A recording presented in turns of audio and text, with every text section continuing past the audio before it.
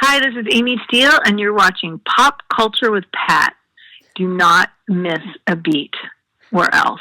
Hey guys, welcome back to Pop Culture with Pat. On today's show, I have special guest Amy Steele with me. Now, you might recognize Amy as the infamous final girl, Ginny, in Friday the 13th Part 2, as well as Kit from April Fool's Day, as well as other roles. Thank you for being on the show today, Amy. Oh, well, thank you for inviting me. No problem. Now, one of your first, major roles was Ginny from Friday the 13th Part 2. What was the audition process like, and how did you first hear about the Friday the 13th franchise? Well, the Friday the 13th franchise, the first one had just come out that summer, the year, I guess, yeah, and it was really, really, really popular. And horror films, the only thing I had really known about horror films were, the Blob and The Birds and some Adrienne Barbeau things. And I was on a job in the Poconos, and my agent called me and said that I had an audition for Friday 13th Part 2. And I said, I don't know. I don't know if I'm going to do the horror thing. And he said, well, just go and see how it goes. So I went, and then I don't remember a whole lot after that. I know Adrienne King has a long story of her audition process, but I don't remember going back that many times. Okay. I mean, I'm sure there was a callback, but so maybe I only went twice or something. But I remember just kind of being in a huge sort of audition place in New York City, and waiting, and a bunch of young kids, and going in and kind of reading the scene with Paul when I first arrived. And then maybe I read the scene at the end, Jason, your mother is talking. Okay. All right. And so, yeah. And you, you mentioned before, I've, seen like in other interviews that, you've never really been one to watch like, a lot of horror movies. With that in mind. No, I'm not. I am a chicken. I'm a total chicken. So with that in mind, how did you prepare yourself to, be in one? Well, you do a job. You get hired to do a job, and you're going to do it to the best of your ability. And so, for me, it's almost easier doing it as opposed to watching a film. Like, if I'm in it, at least I have some control, and at least I understand what's going to happen. So it's just, you're screaming and you're afraid, and it's constantly, for a month, just being running and fearful. If I said to you right now, somebody is going to come behind you and scare you in like 5 seconds, you would already, your face would change, your physiology would change. So it's that kind of idea. Okay. You just do it. And, you mentioned before, one of the most iconic scenes in the film for me and, many others is where, you pretended to be Mrs. Voorhees and trick Jason. And then as well as when you're sitting with the fork and Jason, smashes through the window. What went into filming those scenes?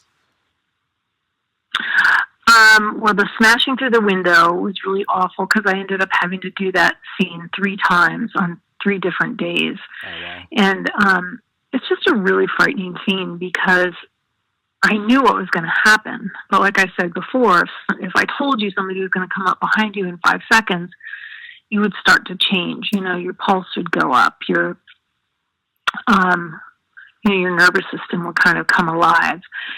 And so that scene, I had to kind of pretend like everything was okay after Muffin comes in the door, knowing that in a minute the whole glass behind me was going to break, which was all kind of plastic and balsa wood and everything, but still. Yeah. And he was going to come in and grab me. Also, there was a slow motion camera going. These days they don't have that these days they have different hardware for that, but then it was a camera that would go, and so here I'm trying to just kind of be okay looking at the door, and they go, okay, roll camera. I was like, so that when he came through there, they would get it in slow motion. Yeah.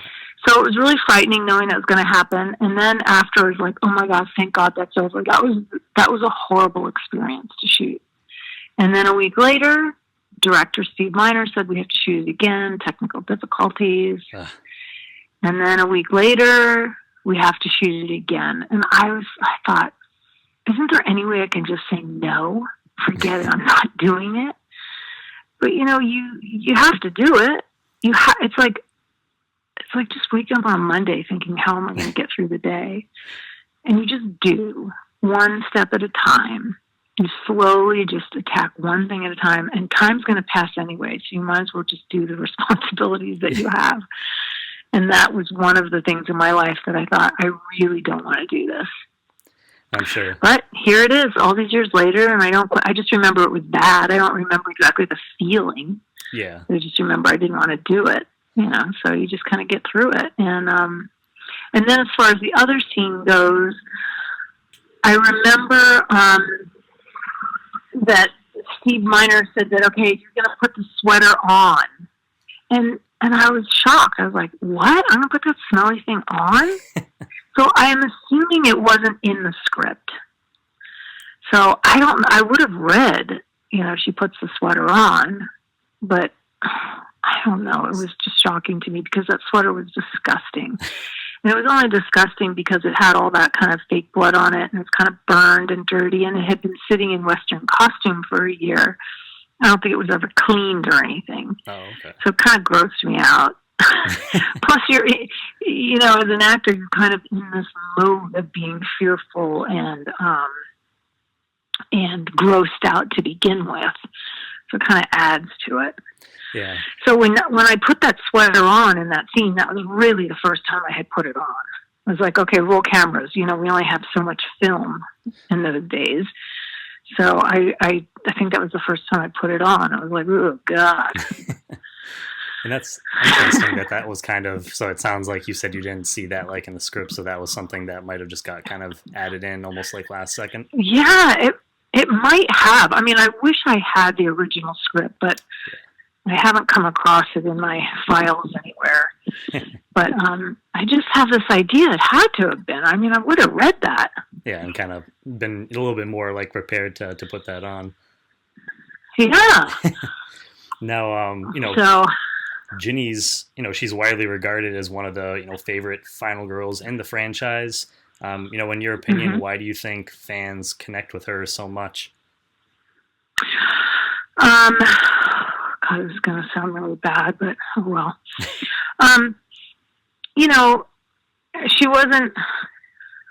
She was a strong woman. She wasn't just a token kind of bimbo that doesn't know what's going on. That she relied on her brains and her brawn and not her boobs. Although I don't want to trash anybody for doing that because there's certainly a place for that in film. And what's kind of cool is that now people are putting them together. Yep. You can have boobs and brawn and brains. It's like, yahoo! Yep. So I think people relate to people with all of those attributes. Because in life we're all who we are just as human beings. We all possess an intelligence and a different kind. Everyone has different kinds of intelligence, but we're not just our bodies. We are thoughtful people, and we are spirits, and we are souls, and we are consciousness. And when you just become a two-dimensional body, I think it's harder for people to relate to.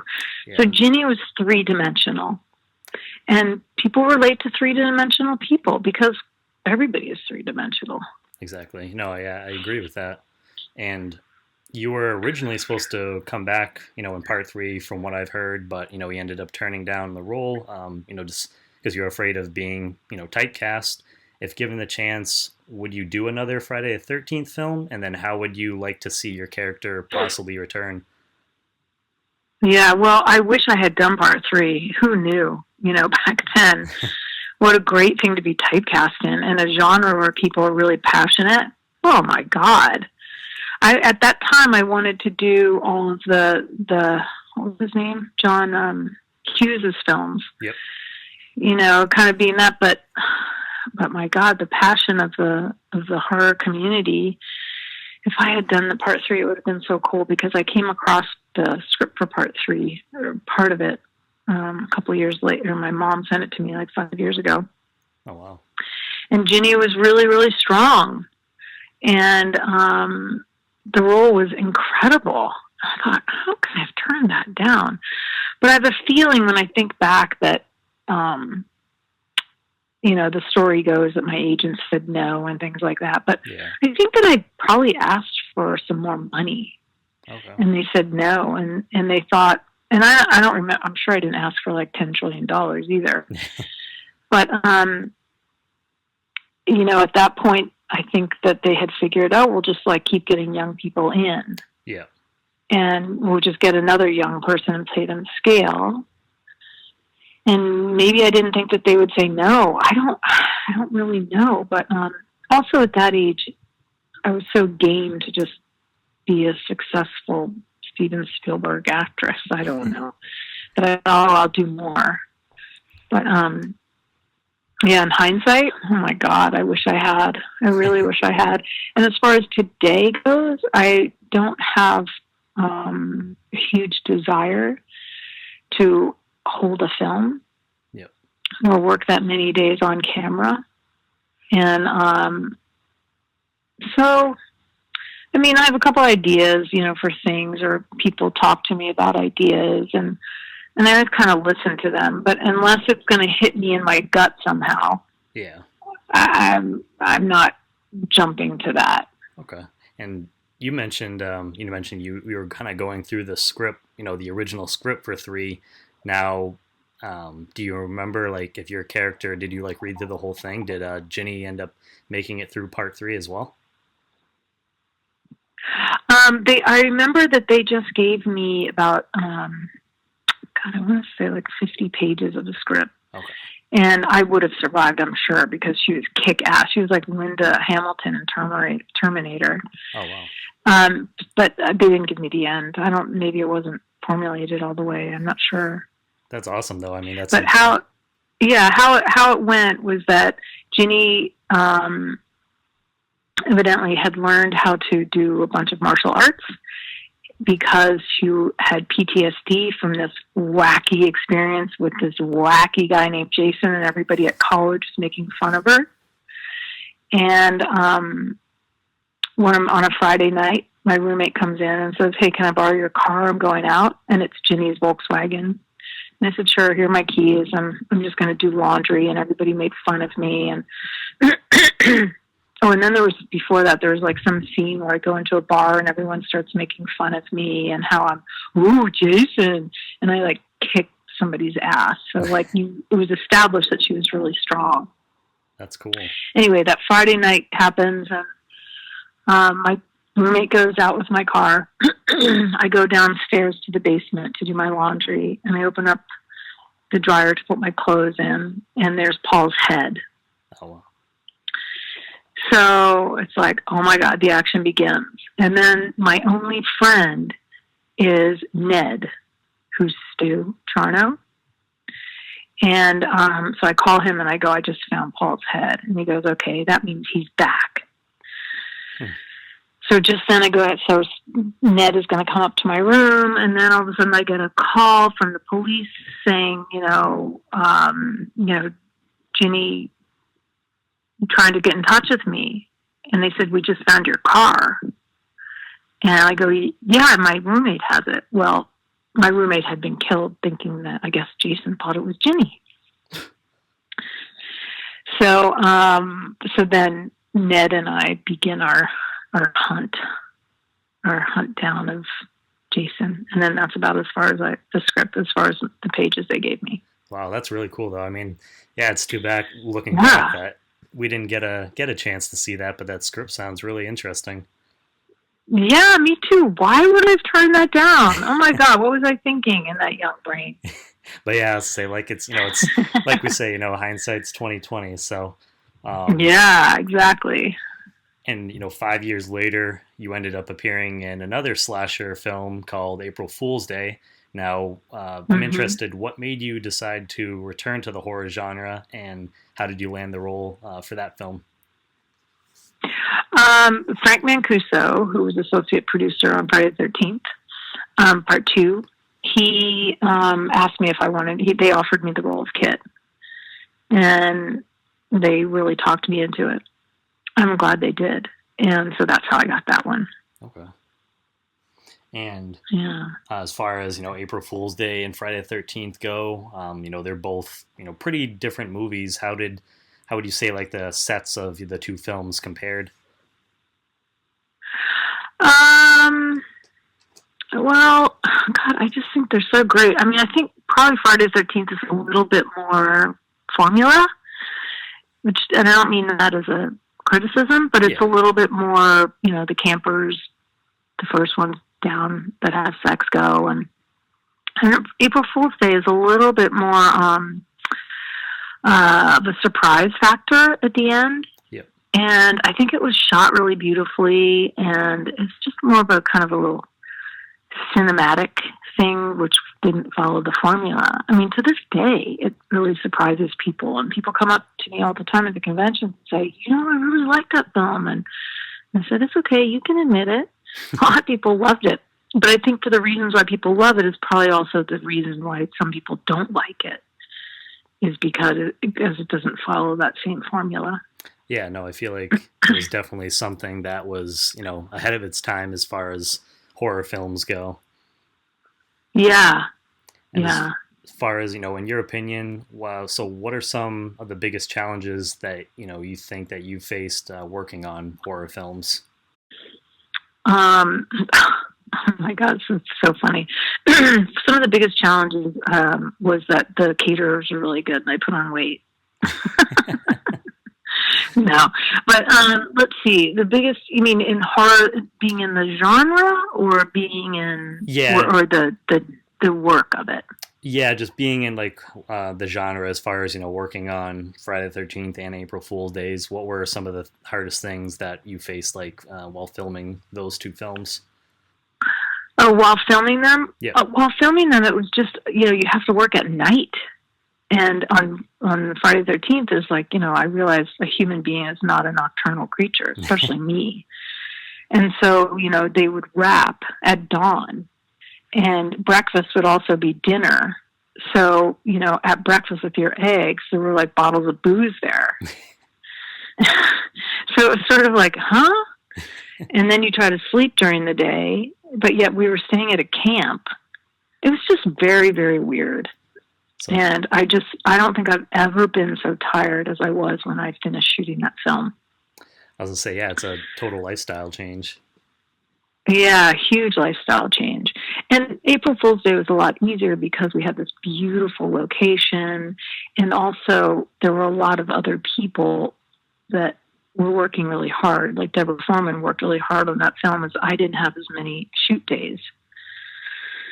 So it was just an easier all-around shoot for me. Okay. And, since doing, those films, the horror genre has changed quite a bit. Back then, as you kind of mentioned, a lot of horror films sometimes didn't get the amount of respect that they do, even some of those, like, looking back now, and then even compared to some of the like current horror films. Why do you think there's been such a huge change in how people view horror? Well, first of all, there's more of it, so there's more people, and there's more specific genres within the genre.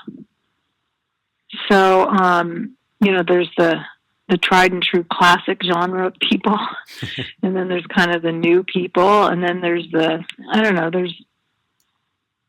really know a whole lot about it because I'm not a huge horror fan. Yeah. But there's zombie horror people, and then there's young girl sex kill horror people like Hostel, which I've never seen, and just the idea still freaks me out. Yeah. Then there's kind of the classic horror people, and so I don't know, maybe the genre is just a lot bigger right now, and just a lot. Now there's TV. with all of the Walking Dead, that's like considered part of the genre, and that's very different from the classics. Yeah, so you think just because there's so many, sounds like so many different genres that, just kind of a little bit of something for like everybody? Yeah, maybe. I mean, I'm probably not the best person to answer that question. No, it's all right. But you're making me think about it at least. What do you think, because I know, you got into psychology, why do you think people, like scaring themselves, watching, to go watch, some of these movies? Well, I still keep asking that question because I am not one of the people like that. So I keep trying to understand it. And I don't know if I'll ever totally understand it because I don't feel that. Yeah. But one person explained it to me this way, and this is what has stuck with me. That, and I'm not saying everybody that loves horror films went through trauma. Believe me, I'm not at all. But a lot in the beginning, when I met people, they would share some of their own traumatic experiences with me. Okay. And so this one guy said that when he was little and his family was so chaotic and, neglect and abuse and things like that, that when he watched the films, Jason gave him strength to survive the unsurvivable. And I go, I'm really trying that on. And he said, yeah, it just always made me feel better. I guess maybe, I don't know if it's misery loves company or that Jason is out on this revenge to revenge his mom, that he got powerful, even of all of this, his deformities and his afflictions or whatever, that he still stood up and became powerful. Now, if you become powerful by killing people, I don't think that's exactly power. Yeah. So I still am trying to figure it out, but I also know that people love that roller coaster ride feel. Yep. That it's very exciting to be scared and to kind of know it, and people laugh and they really enjoy that experience. So there's just the experiential aspect of being safe at the same time scared to death. And, you mentioned a little bit earlier too that, you've done, good amount of conventions and other appearances. Does it ever surprise you how passionate horror fans are? It always surprises me. Always. And in some ways, like, I'm not a really religious person, but sometimes the people's passion for faith or for a genre or it's like, God, you can feel that so deeply. How do you get there? How do you feel that? I mean, it's, I always admire that with people, whether it be in art, whether it be in gardening, it doesn't matter, but that's something that lights people up like that.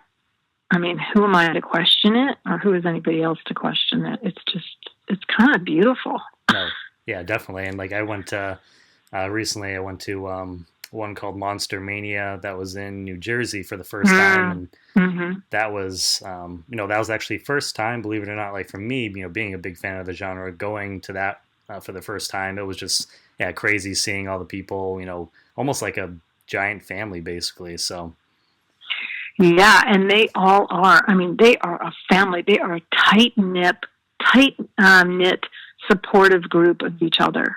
They really take care of each other. It's like they all understand each other, and they're from, maybe it's not so much now, but they're all from sort of a secret sort of society that is now out, and they all kind of are a lot more proud about exactly who they are, whether it's tattoos or wearing black or whatever. They are beautiful, powerful, tight-knit group. Definitely. And so, Amy, looking back on your, your acting career, what would be, I guess, like your favorite project that you worked on, and the reason why? I loved working on Walk Like a Man that I did with Howie Mandel, just because it was really fun. It was a really, really fun shoot. I just laughed from morning till night, and so that was really, really good. But it wasn't the best film or anything. And I remember Cloris Leachman had said, we were in the middle of shooting, I said, God, this is such a funny film. She said, look, whenever you shoot comedy where you're laughing on the set, it's not a good sign. The film's going to be any good. And I said, no, that can't be. That can't be. But she was right. But I don't care. I get to take that experience with me. Yeah. And if it had been a really successful film, I wouldn't have seen any money or what else do I get to take with me? You know what? A copy of the movie. But I get to take that experience and I own all of it. It was great. Yeah, I was going to say, at least, your experience, you had a good time, working on it. So, I mean, that's what really matters. Yeah, exactly. And is there, kind of to wrap things up, is there anything else that you would like to say to the fans out there? Oh, what else do I want to say to the fans? Well, I can't wait to see. I'm going to do a screening in Long Island at, oh God, you have to go to my Facebook page. I can't remember the name of the theater, but it's sort of like Classic Cinema or something in Huntington, New York. Okay. And so I'll be there on, I think it's 12th or 13th. It's whatever that Friday night is. Okay. And then I'm going to be in Seattle at the horror convention there, which, oh my God, I don't know the name of it right now. Is it Crypticon? In Seattle on the weekend of May 3rd through the 5th, which is my birthday. So it's like, oh my gosh, I get to be around people that are like totally passionate and excited on my birthday. It'd be like one big birthday party. Yeah, exactly. And also, I guess the main thing I want to say is thank you and like keep on trucking. I mean, seriously, you guys are amazing. You're an amazing force. Well, make sure you guys, check out all of, her upcoming appearances. If you are in those areas, definitely visit her Facebook page and, check that out so you can, find out exactly where those are. I just want to say, thank you again, Amy. Really appreciate you taking time out of your schedule to appear on the show. And it was, great getting to talk to you. Well, Pat, I want to say thank you so much for asking me such cool questions. They're different than the normal ones, so I really appreciate you doing your homework. Oh, yeah, no problem. All right, well, Pat, thank you so much, and thank you for the thoughtful questions. I hope you have a good rest of your day. Okay, you too. Bye. Thank you. Bye. Hi, this is Amy Steele, and you're watching Pop Culture with Pat. Do not miss a beat. Where else?